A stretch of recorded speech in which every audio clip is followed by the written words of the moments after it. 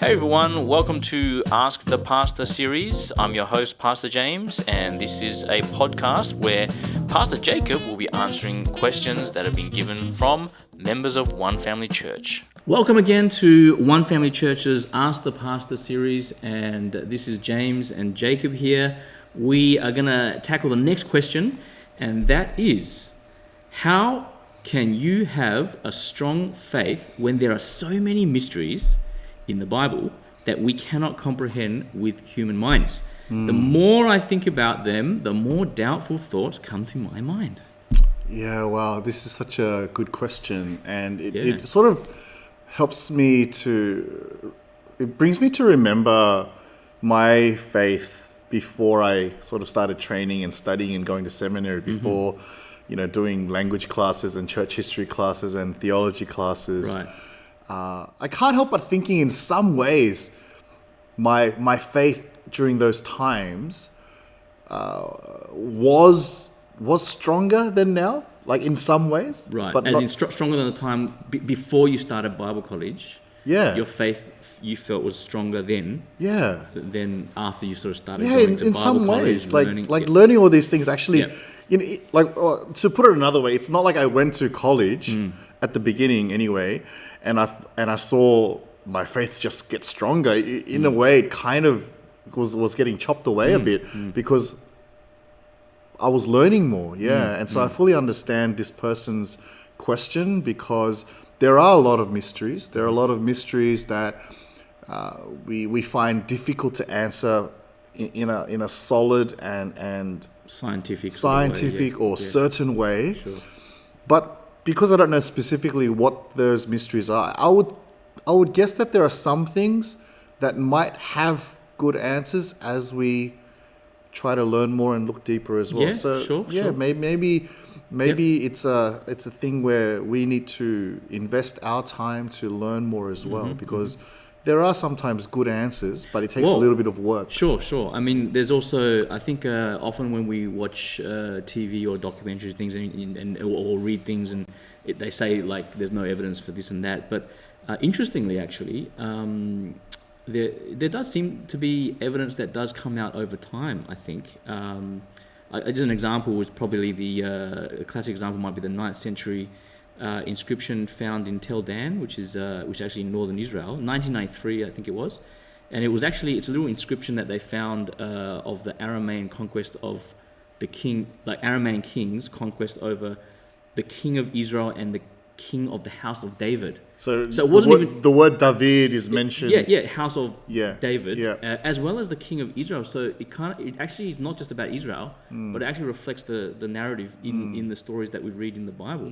And then I guess Pontius Pilate, which they found the limestone block which has Pontius Pilate's name on there. That was found in 1961. So before then, Pontius Pilate was considered a fictional character. So to some degree, archaeology is an ongoing process.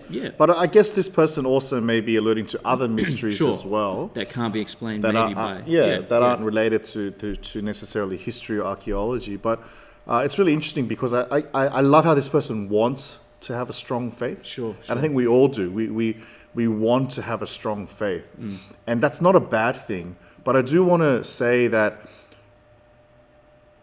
having the strong faith is not the be all and end all. Sure. If you have the strong faith in the wrong thing, that's a disaster. Right. If I have a strong faith that seatbelts are bad, right? If I wear a seatbelt, it's dangerous. If I really believe that, so I don't drive with a seatbelt, I can have a disastrous consequence if I have an accident. Sure. So it's not just the strength of the faith, but it's the object of the faith that's really important.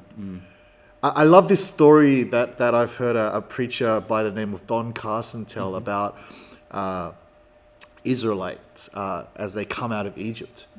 And he talks about two neighbors, and one of them is just strong faith. He's brushing the door frame with the lamb's blood. He's going nuts, and he's getting his wife and children ready. Getting excited, right? And he's like, this is it. 400 years of slavery, we are going free tonight. They're eating the lamb and the unleavened bread, and they're ready to go. And then he's talking to his neighbor. He's like, hey, are you ready? God is going to deliver us today. And the neighbor's like, I don't no. But the neighbors also painted the blood. Maybe hesitantly, but still. But the neighbors also had the yeast-free bread. The neighbors also eaten the lamb. But in his heart, he's like, "Oh, I don't want to get my hopes up. It's been so hard as living as slaves here. Who knows what's going to happen?" And you can see two different attitudes or two different strengths of faith, maybe. But the act of obedience is the same.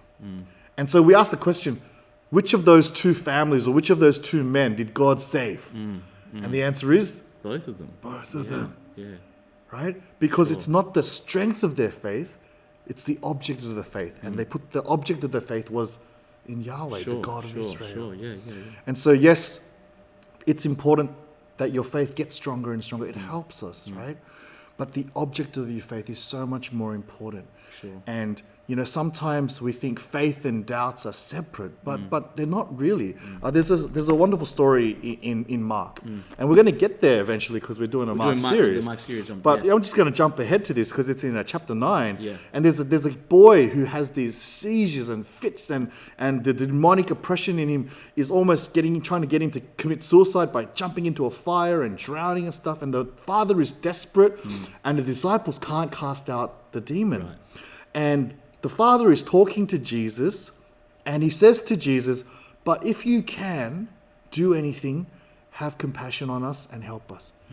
If you can, please help us. And Jesus says to him, "If you can."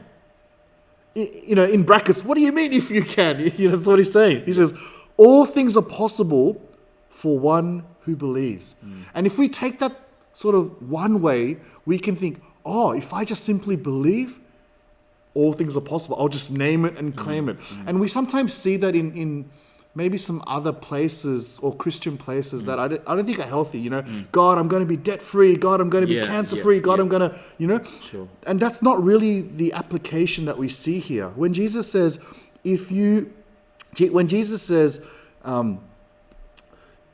all things are possible for one who believes, he's saying faith is the key for God's grace to come and work in your life, right? Faith enables you to come to Jesus for mercy. Faith enables you to look and trust in his promises. So without faith, all that God offers sort of stands on the outside. Sure. And he's saying, all things are possible for one who believes. And this is when the father, he's desperate, and he says, "I believe," right? "I believe." But he also says straight after, "Help my unbelief." Right.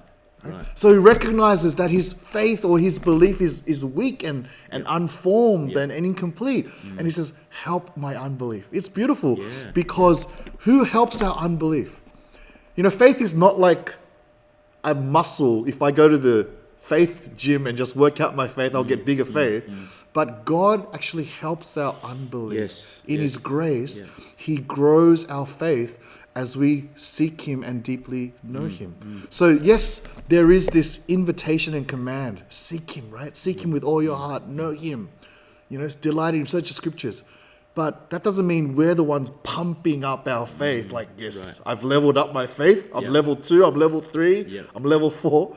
But God in his goodness allows our faith to grow and grow. Sure. Yeah, and so I think it's very much we see this process where you've gone through many season after season, and God's faithfulness and his continued steadfastness has been in your life. Yeah. And then season after season where you've seen your rebellion and your discontent and your disobedience, and still faithfulness, faithful. Yeah. That's why we sing, "Great is your faithfulness." Yeah. And so how can I improve my faith when there are so many mysteries and so many things that are difficult to understand? Seek God, walk in trust with him, obey his word, and live according to his ways. And may God be gracious to you. That's like, I can't give you the method because God is the one who is at work in your life, growing your faith. Okay. Right? Yeah. So don't be bothered by your doubt. Rather, explore what you want to know about God and hope and pray and trust in his promises. Okay. Yeah. Obedience and living according to His word Sure. is faith. Yep. Not the feeling, not the sort of, Well, knowing everything means that you don't really necessarily have or need faith anyway. So actually there is an element, and it's pretty obvious that God intentionally, because I mean He revealed Himself in many ways in the past, though we don't see it. He revealed Himself, and Jesus was walking on this earth, and those people that He was walking with and saw the miracles, even many of them did not believe. Yeah. And so seeing Jesus for real, and having all the evidence, even though archaeological evidence does seem to prove the Bible is true over time rather than disprove, it's interesting that, sort of what you're saying is, it's not, don't try and know everything for sure. Be comfortable that doubt does happen in the walk of faith, but don't turn away and your faith into another object of faith, such as your own strength or your own security or finance or whatever it might be. Again, idols, I think we've talked about that in the past, but rather continue to walk, even if you have a small faith. Continue to walk. Small as a mustard seed can move mountains, right? So it's not sort of the level of faith that is important for that faith journey. It's actually being on the faith journey, trusting in God, and then having that verified and sort of vindicated through the grace and His answers to prayer, and just the way that He reveals Himself in your life circumstances. And so I'll end with this this comment, and we'll finish here. But ultimately, the more you know someone, the more faith you'll have in them. Sure. Right? Yeah. And that goes for human relationships. Yeah, 100%. And so the key to God growing your faith is that you grow in knowing Him. Right? It's a relational growth through walking with Him, not an intellectual exercise as much. Fantastic. Yeah. And if you don't know Him personally, now might be a good time to start that journey. Yeah. And I'm saying this to me as much as anybody who's listening. So may God increase all our faith as we walk in Him. Thank you. That's great, and that's helpful. Thank you. See you next time.